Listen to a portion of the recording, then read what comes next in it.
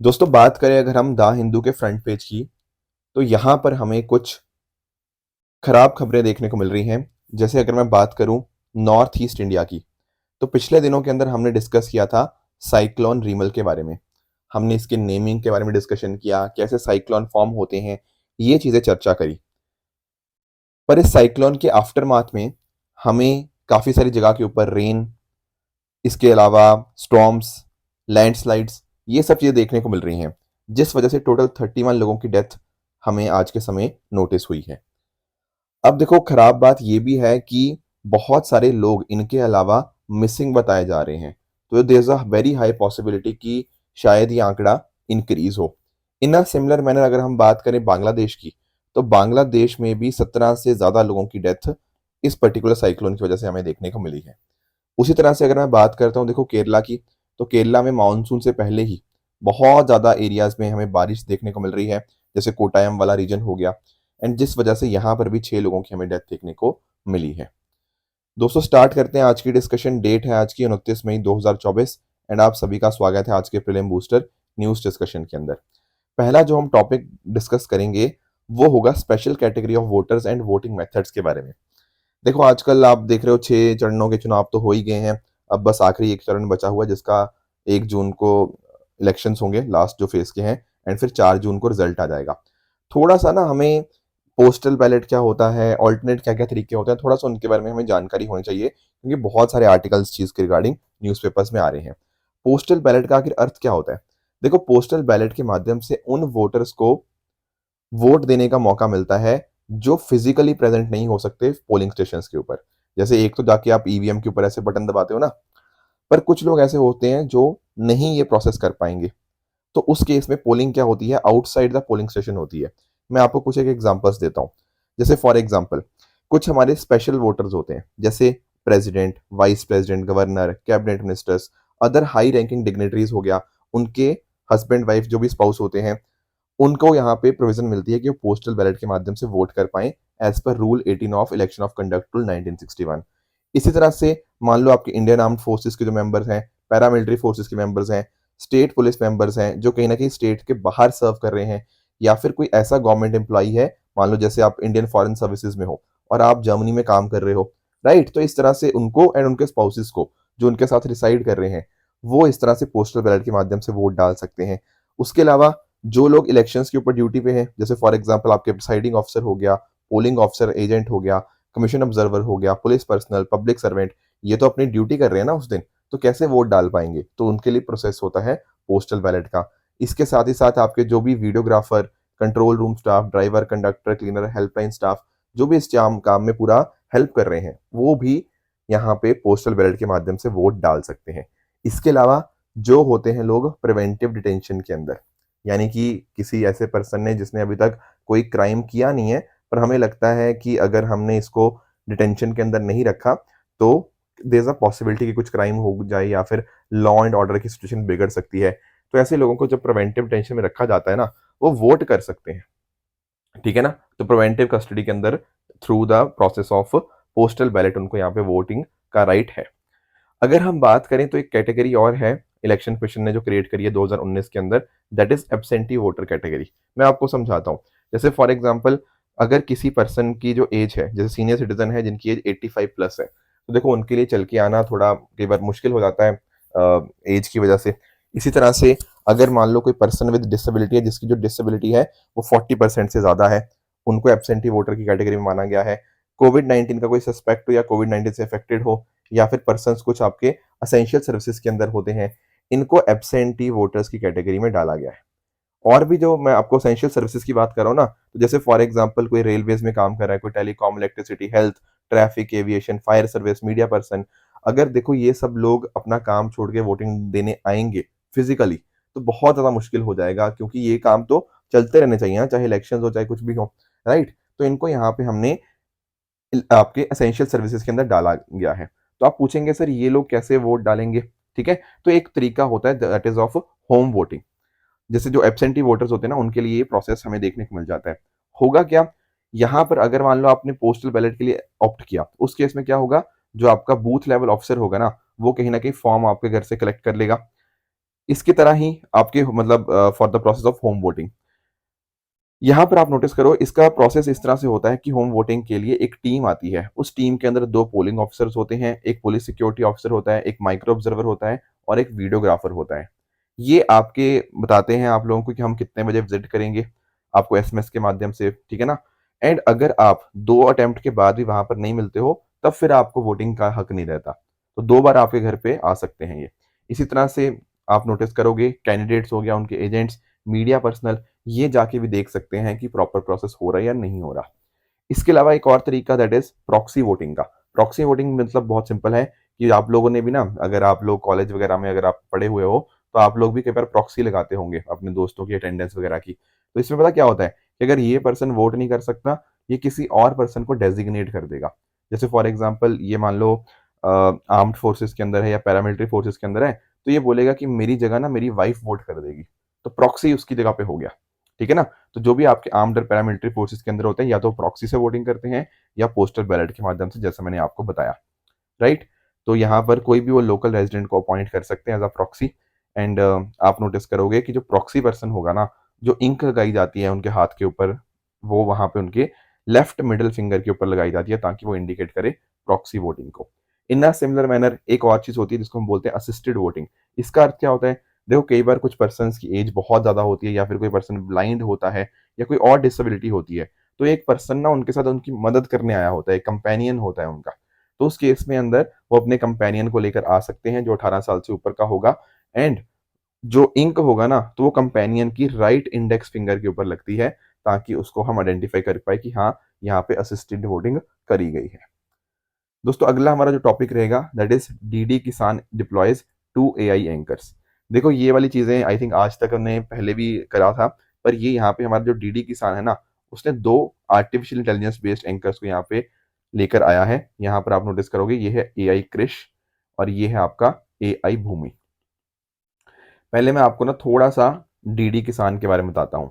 जब मैं बात करता हूँ ना डीडी किसान की, तो ये एक Indian state owned agriculture television channel है जिसको कि मिनिस्ट्री ऑफ इंफॉर्मेशन ब्रॉडकास्टिंग द्वारा एस्टेब्लिश किया गया था।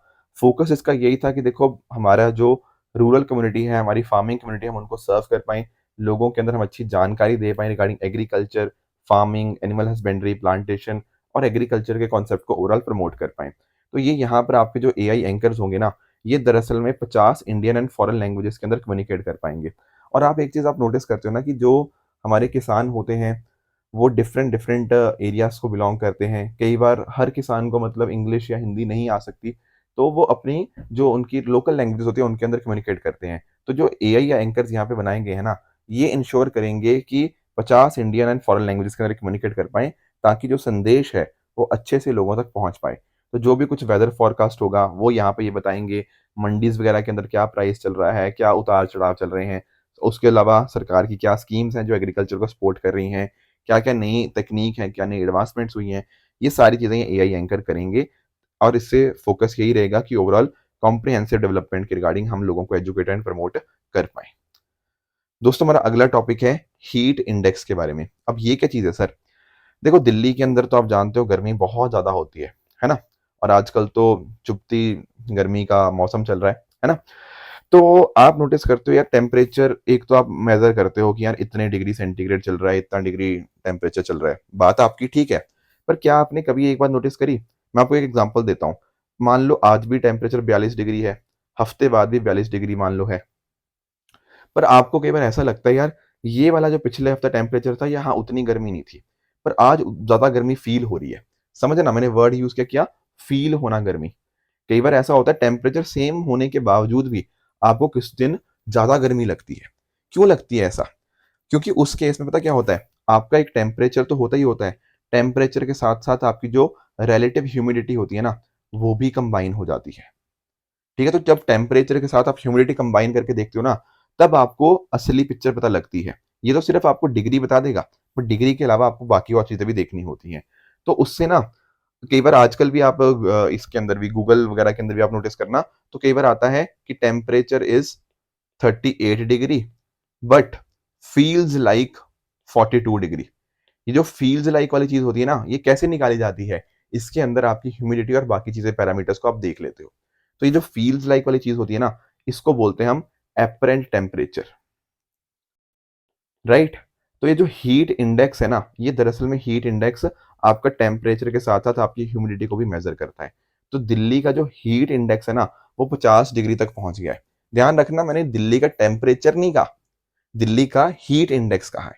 तो इसके अंदर ह्यूमिडिटी कैसे आपके हाई टेम्परेचर को इफेक्ट करती है, वो हमें पता लगता है कि ये फील्स लाइक कितनी बॉडी को कितना फील हो रहा है टेम्परेचर, राइट। तो ये चीजें होती हैं। तो अगर मैं बात करूं ना, तो भारत के हिसाब से हीट इंडेक्स के लिए 4 कैटेगरीज बनाई गई हैं।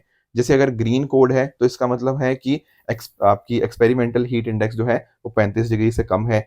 येलो वाला 36 से 45 डिग्री में, ऑरेंज वाला 46 से 45 और रेड वाला 55। ध्यान रखना, ये मैं आपकी टेम्परेचर प्लस ह्यूमिडिटी की मेजरमेंट बता रहा हूँ, ठीक है ना। तो अभी के लिए दिल्ली का ऑरेंज के अंदर आ गया क्योंकि 50 डिग्री तक यहाँ पे हीट इंडेक्स पहुंच गया है।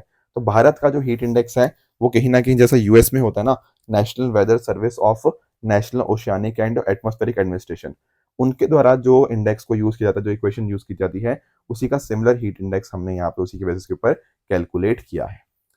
दोस्तों अगला हमारा टॉपिक है अदानी पोर्ट्स के रिगार्डिंग। अदानी पोर्ट सेंसेक्स के अंदर एंटर कर रहा है, तो थोड़ा सा एक काम करते हैं, पहले सेंसेक्स और निफ्टी के बारे में समझ लेते हैं। देखो, जब मैं बात करता हूँ आपकी बॉम्बे स्टॉक एक्सचेंज की या आपकी एनएससी की बात कर रहा हूँ, नेशनल स्टॉक एक्सचेंज की, तो यहाँ पर तो आप जानते हो इन दोनों के अंदर हजारों ही कंपनीज लिस्टेड होती हैं, राइट। पर हमें एक आइडिया लेना होता है कि मार्केट ऊपर गई या नीचे गई, तो सारी की सारी कंपनीज का आइडिया लेना तो बहुत मुश्किल हो जाएगा। तो हमने पता क्या बनाया, एक इंडेक्स बना दिया। उस इंडेक्स के अंदर जो टॉप की कुछ कंपनीज थी ना, उनको यहाँ पे रख लिया। जैसे फॉर एग्जांपल आपका जो बीएससी का इंडेक्स है उसको हम बोलते हैं सेंसेक्स या सेंसिटिविटी इंडेक्स। यहाँ पर टॉप 30 कंपनीज को देखा जाता है on the basis of free float market capitalisation. In a similar manner NSC का जो आपका इंडेक्स है वो निफ्टी हो जाता है, जिसको आप निफ्टी 50 भी बोलते हो, क्योंकि यहाँ पर आपकी टॉप 50 कंपनीज को यहाँ पे नोटिस किया जाता है उनका फ्री फ्लोट कैलकुलेशन के बेसिस के ऊपर। तो अब आपने जब एक इंडेक्स बना लिया, जैसे आपने सेंसेक्स बना लिया, तो 30 कंपनीज आप नोटिस करोगे, उनमें जो भी उतार चढ़ाव होगा उसके हिसाब से आप बोल दोगे यार सेंसेक्स आज 500 पॉइंट ऊपर गया या सेंसेक्स आज 500 पॉइंट नीचे गया। इन अ सिमिलर मैनर निफ्टी का भी आपको केस पता ही है। तो सेंसेक्स जो बना था 1986 के अंदर देखने को मिलता है एंड निफ्टी आपका 1996 के अंदर देखने को मिल जाता है। तो अभी पता क्या हुआ है, अभी हुआ ये है कि अडानी ग्रुप की पहली कंपनी बनी है Adani port and special economic zone limited, जो कि सेंसेक्स के अंदर आपको इंक्लूड होती हुई देखने को मिल जाएगी। ठीक है, तो आपकी जो मैंने बताया ना सेंसेक्स के अंदर 30 कंपनीज होती हैं, उसमें पहली बार अदानी की कोई कंपनी आई है। हालांकि जो निफ्टी है जहां पे आपको टोटल 50 कंपनीज देखने को मिलती है, वहां पर अदानी ग्रुप की जो कंपनीज थी, यही वाली अदानी पोर्ट्स, ये ऑलरेडी उसमें इंक्लूडेड थी, राइट। थोड़ा सा और डिस्कस कर लेते हैं। ये जो टर्म है सेंसेक्स, इसको मार्केट एक्सपर्ट दीपक मोहानी जी के द्वारा कॉइन किया गया था। 30 स्टॉक्स को यहाँ पे ये कैटर करता है। बाकी आप नोटिस करोगे सेंसेक्स इंटरनेशनल भी ट्रेड होता है यूरेक्स के ऊपर और दुनिया की कुछ और एक्सचेंजेस के ऊपर, जैसे फॉर एग्जांपल ब्रिक्स नेशन के ऊपर। यहाँ पर ये सारी कंपनीज आपको इसके अंतर्गत देखने को मिल जाएगी जो 30 कंपनीज की मैंने बात करी। सेंसेक्स दुनिया की oldest and most tracked index है, जिसको 1986 के अंदर लॉन्च किया गया था, राइट। एंड साथ ही साथ अगर हम बात करें इसकी मार्केट कैपिटलाइजेशन की, जितने भी आपके लिस्टेड शेयर्स हैं उनकी मार्केट कैपिटलाइजेशन कितनी है, लगभग 420 लाख करोड़। साथ ही साथ जैसे मैंने आपको बताया, ये free float market capitalisation methodology पे ऊपर वर्क करता है। मार्केट कैप तो आप जानते होंगे, वो होता है, मार्केट कैप होता है number of outstanding shares multiplied by price of one share. ये तो होता है आपकी मार्केट कैपिटलाइजेशन। पर अगर मैं बात करता हूँ फ्री फ्लोट की, फ्री फ्लोट का अर्थ ये होता है कि वो वाले टोटल शेयर्स जो कहीं ना कहीं कंपनी ने इशू किए हैं जनरल पब्लिक के लिए, यानी कि आपकी जो प्रमोटर होल्डिंग, गवर्नमेंट होल्डिंग, इन सब चीजों को हटाने के बाद जो कहीं ना कहीं पब्लिक के लिए रेडीली अवेलेबल है ना, उनका हम बोलते हैं फ्री फ्लोट। एंड उसकी मार्केट कैपिटलाइजेशन यहाँ पे देखी जाती है टू सी कि क्या उसको सेंसेक्स में इंक्लूड करना है या नहीं करना। सेंसेक्स को साल में 2 बार रिकॉन्स्टिट्यूट किया जाता है, एक अभी जैसे मई जून के आसपास किया जाता है एंड दूसरी बार किया जाता है दिसंबर के अंदर, राइट। तो इसकी आप नोटिस कर पाओगे। बीएससी के अंदर लिस्टिंग के लिए ना कुछ कंडीशंस होती हैं। जैसे फॉर एग्जांपल ऐसा नहीं हो सकता कि मान लो कोई भी कंपनी हुई और जैसे ही उसका आईपीओ आया आपने साथ ही साथ उसको लिस्ट कर दिया, नहीं। एक्चुअली कम से कम ना उसको 6 महीने हो चुके होने चाहिए बीएससी बॉम्बे स्टॉक एक्सचेंज के ऊपर लिस्ट होते हुए, plus at the same time पिछले 6 महीने के रेफरेंस पीरियड के ऊपर वहां पर ट्रेड होनी चाहिए। इसके अलावा उस पर्टिकुलर स्टॉक का डेरिवेटिव कॉन्ट्रैक्ट भी होना चाहिए। डेरिवेटिव का अर्थ होता है कि उसकी जो वैल्यू है किसी अंडरलाइंग एसेट से डिराइव करी जा रही है। मान लो कोई 2 लोगों में कॉन्ट्रैक्ट हुआ ना, जैसे मान लो चावल के ऊपर कॉन्ट्रैक्ट हुआ। अब ये जो कॉन्ट्रैक्ट हो रहा है, ये कॉन्ट्रैक्ट की वैल्यू कहाँ से आ रही है? चावल से, तो इसको बोलते हैं हम डेरिवेटिव। तो ये जो भी आपका स्टॉक होता है, राइट, इसका डेरिवेटिव कॉन्ट्रैक्ट भी होना चाहिए। This is also very very important. Plus at the same time वो जो स्टॉक होता है वो रिलेटिवली लिक्विड होना चाहिए, और जो अर्निंग्स होती हैं उनकी कोर एक्टिविटीज से आनी चाहिए। यानी कि अगर अदानी पोर्ट्स है ना, तो उसका जो मेन सोर्स ऑफ रेवेन्यू है वो पोर्ट से ही आना चाहिए। तो इस तरह से और भी एक चीज देखी जाती है कि सारे सेक्टर्स का इंपॉर्टेंट रोल रहे। ऐसा नहीं होना चाहिए कि आपके 30 स्टॉक्स रखने हैं सेंसेक्स के अंदर और सारे के सारे आपने आईटी स्टॉक्स ही रख दिए, नहीं, इसमें आईटी भी आएगा, आपका बैंकिंग स्टॉक्स भी होंगे, इस तरह से डिफरेंट डिफरेंट और डिफरेंट डिफरेंट सेक्टर्स को ये कैटर करता है। बाकी मार्केट कैप मैंने आपको बता दिया। एंड ओवरऑल अगर हम बात करें टोटल वेट आपकी एवरेज डेली वैल्यू ट्रेडेड का, वो 98% से कम होना चाहिए। तो ये कुछ पॉइंटर्स थे, नॉट दैट इंपॉर्टेंट लास्ट वाला पॉइंट, पर बाकी चीजें आपके लिए डेफिनेटली पॉइंट बन जाती हैं। इससे पता लगता है कि मार्केट किस डायरेक्शन में जा रही है। एक तरह से इन्वेस्टर के सेंटिमेंट्स का, इकोनॉमिक ट्रेंड्स का हमें एक आइडिया लगता रहता है, डायरेक्शन वगैरह के बारे में अच्छा एक आइडिया पता लगता रहता है। इसी तरह से निफ्टी है, ठीक है, निफ्टी आप एनएससी के रिगार्डिंग आप देख सकते हो, वहां पे 50 स्टॉक्स आपको देखने को मिल जाएंगे, राइट। ये national stock exchange strategic investment corporation limited इसको ओन करता है। बाकी बॉम्बे स्टॉक एक्सचेंज को 1875 में फॉर्म किया गया था और एशिया की पहली और fastest stock exchange in the world है। दोस्तों अगला हमारा टॉपिक है माउंट इबू के रिगार्डिंग। देखो माउंट इबू की एक बार लोकेशन आप समझ लीजिए। यहाँ पर मैं आ चुका हूँ कहाँ पे? इंडोनेशिया के रिगार्डिंग। पिछले दिनों के अंदर हमने माउंट मेरापी के बारे में भी पढ़ा था, वो भी आपको इंडोनेशिया के अंदर ही देखने को मिलता है। तो ये माउंट जो आपको इबू है ये भी आपको इंडोनेशिया में देखने को मिल जाएगा। अब आप लोग सोच रहे होंगे सर इतने सारे यहाँ पे अर्थक्वेक या आपके वॉल्केनोज ये सब क्यों आते हैं, इतने एरप्शन यहाँ पे क्यों होते हैं? इसका रीजन बहुत सिंपल है, क्योंकि यहाँ पर ये देखो ये क्या है, पूरा रीजन क्या है? This is Pacific ring of fire. और पैसिफिक रिंग ऑफ फायर के अंदर आपको फ्रीक्वेंट अर्थक्वेक्स और वॉल्केनिक इरप्शंस देखने को मिलते रहते हैं, इसकी जो ज्योग्राफी है उसकी वजह से, राइट। तो अगर हम बात करें इंडोनेशिया की, तो इंडोनेशिया के अंदर आपको टोटल 127 एक्टिव वॉल्केनोज देखने को मिल जाएंगे।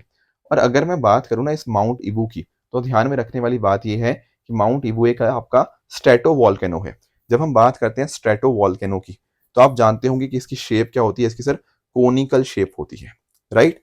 और जो स्लोप है ना, देखो स्लोप कितनी है इसकी, काफी स्टीप स्लोप है। एट द सेम टाइम यहाँ पर आप पिक्चर में आप नोटिस करना, हो क्या रहा है, यहाँ पे लेयर बाय लेयर फॉर्मेशन है, ठीक है ना। ये देखो इस तरह से लेयर्स आप ये फॉर्मेशन देखने को मिल जाती है। ये कैसे बनती है? बार बार इरप्शंस की वजह से, सक्सेसिव इरप्शंस की वजह से ये इस तरह से इसकी लेयर फॉर्मेशन हमें देखने को मिल जाती है। कई बार इनका जो टॉप है वो आपका कोलैप्स कर जाता है, उस केस में इनको आप क्रेटर या फिर आप इनको कैल्डेरा भी बोल देते हो, जब इनका टॉप ऐसे कोलैप्स कर जाता है। बाकी इसके अलावा अगर मैं बात करूं तो यहाँ पे आपको अच्छा खासा सिलिका देखने को मिल जाएगा, ठीक है ना। तो इसके अलावा डिफरेंट डिफरेंट लेयर्स, लावा की, ऐश, टेफ्रा, ये सारी चीजें देखने को मिलती हैं। लोकेशन की अगर हम बात करें, ठीक है ना, तो स्ट्रेटो वॉल्केनोज आपको इंटेंस वॉल्केनिक एक्टिविटी वाले रीजन में देखने को मिल जाएंगे, जैसे आपका पैसिफिक रिंग ऑफ फायर हो गया। एंड यहाँ पे आपको विस्कोसिटी भी इसकी ज्यादा होती है, यानी कि ना उतना ये फ्लूइड नहीं होता, ठीक है ना, फ्लूइडिटी इसकी कम होती है, तो इसका स्प्रेड बहुत ज्यादा नहीं होता। अब it limits it spread before cooling and hardening, तो सॉलिडिफाई हो जाती है बहुत ज्यादा जल्दी। तो ये कुछ पॉइंटर्स थे माउंट इबू के रिगार्डिंग जो आपको पता होने चाहिए। दोस्तों इसके अलावा मैंने कल आपसे एक प्लेसेस इन न्यूज के रिगार्डिंग पूछा था, हेलाइप ट्रायंगल के रिगार्डिंग, एंड यहाँ पे काफी सारे स्टूडेंट्स ने इसका सही आंसर दिया भी है। यहाँ पर अगर हम बात करें ना, तो हमें जाना होगा इजिप्ट एंड सूडान में। एक्चुअल में क्या है, यहाँ पर एक रीजन आपको देखने को मिल जाएगा, दिस इज आपका यहाँ पे फोकस करना ये वाले रीजन की। ये एक ऐसा रीजन है जो आज के समय एडमिनिस्टर तो आपका इजिप्ट करता है, पर इसको क्लेम सूडान के द्वारा किया जाता है, तो इस वजह से ये भी एक डिस्प्यूटेड रीजन आपको देखने को मिल जाता है। अब यहाँ पे आप नोटिस ये भी कर सकते हो कि ये आपका बिल्कुल north east African coast of red sea के ऊपर आपको देखने को मिल जाएगा। तो ये चीज आपको dispute between Sudan and Egypt, this must be known to you. Clear है ये बात? ठीक है। आज का आपका होमवर्क रहेगा नॉर्थ किवू एंड इतुरु के बारे में। तो इसका कहाँ पे लोकेशन है, क्या चीज है ये चीज भी आप मुझे कमेंट्स नीचे बता सकते हो। उसके अलावा अगर हम बात करते हैं ट्रू एंड फॉल्स क्वेश्चंस की, तो ये कुछ क्वेश्चंस हैं जिनका आंसर मुझे आप कमेंट्स में बता सकते हो, इनमें से कौन सा ठीक है कौन सा गलत है। कल मैंने जो आपको होमवर्क दिया था उसका आंसर डिस्कस करें। अगर प्रोजेक्ट नेत्र की बात करें तो आप जानते होंगे ये इसरो का एक प्रोजेक्ट है, तो पहला स्टेटमेंट आपका इनकरेक्ट हो जाएगा। साइक्लोन की बात करें तो सदर्न हेमिस्फीयर के अंदर काउंटर क्लॉकवाइज नहीं बल्कि क्लॉकवाइज यहाँ पे और रोटेट करता है, तो सेकंड बात भी गलत है। विरूपक्ष टेम्पल आपका उड़ीसा के अंदर नहीं, दिस कम्स इन कर्नाटका। तो आपका तीसरा भी आपका इनकरेक्ट हो जाएगा। इसके अलावा अगर मैं बात करूं आपके लिए आज दो जो एमसीक्यूज मैं लेकर आया हूं, एक है आपका इको सेंसिटिव जोन के रिगार्डिंग एंड दूसरा आपका रहेगा प्रोटेक्टेड एरियाज के रिगार्डिंग। तो दोनों क्वेश्चंस का आंसर मुझे आप नीचे कमेंट्स में बता सकते हो। कल मैंने आपको होमवर्क दिया था कि स्टेट की डेफिनेशन आप मुझे बताइए। देखो, जब हम बात करते हैं ना स्टेट की, तो स्टेट के लिए चार चीजें होनी बहुत जरूरी हैं। एक तो आपकी पॉपुलेशन होनी चाहिए, ठीक है। पॉपुलेशन के अलावा आपकी कुछ टेरिटरी होनी चाहिए। इसके साथ ही साथ एक सरकार होनी चाहिए, गवर्नमेंट, एंड साथ ही साथ इंडिपेंडेंस या जिसको हम सॉवरेनिटी बोलते हैं, वो होना बहुत ज़्यादा ज़रूरी है। तो जहां पर आपको ये चार कंडीशंस मिल गई, वही आप स्टेट की डेफिनेशन देख सकते हो। तो कौन सी ऐसी स्टेटमेंट है? ये आपकी ऑप्शन ए ही है। कम्युनिटी ऑफ पर्सन मतलब पॉपुलेशन, टेरिटरी आपको मिल गया, इंडिपेंडेंस आपको मिल गया मतलब सॉवरेनिटी, एंड ऑर्गेनाइज्ड गवर्नमेंट। तो option number A is the correct answer. दूसरा मैंने आपको होमवर्क दिया था सीपीआई डब्ल्यूपीआई के बारे में। ये वाला क्वेश्चन तो काफी इजी है, कि पहले भी डिस्कस किया है। देखो, फूड की जो वेटेज है वो सीपीआई में ज्यादा देखने को मिलती है, इसमें कोई डाउट की बात नहीं है। डब्ल्यूपीआई के अंदर हम सिर्फ और सिर्फ गुड्स को कैप्चर करते हैं, सीपीआई के अंदर हम goods as well as services दोनों को कैप्चर करते हैं। सेकंड बिल्कुल ठीक है। पर जो तीसरी स्टेटमेंट में बात कर रहे हैं ना, कि आरबीआई ने डब्ल्यूपीआई को अडॉप्ट किया as a measure of inflation, ये गलत है, क्योंकि आपका आरबीआई ने सीपीआई कंबाइंड को as a measure of inflation यहाँ पे कंसिडर किया है। तो तीसरा गलत है, पहले दो ठीक है। Option number A 1 and 2 only will be the right answer. दोस्तों, ये थी आज की डिस्कशन। अगर आपको इसकी पीडीएफ चाहिए तो आप हमारे Telegram channel PW only I special पे जाके इसकी पीडीएफ डाउनलोड कर सकते हो, अपनी प्रेपरेशन को और भी बेहतर बना सकते हो। Thank you very much for the discussion.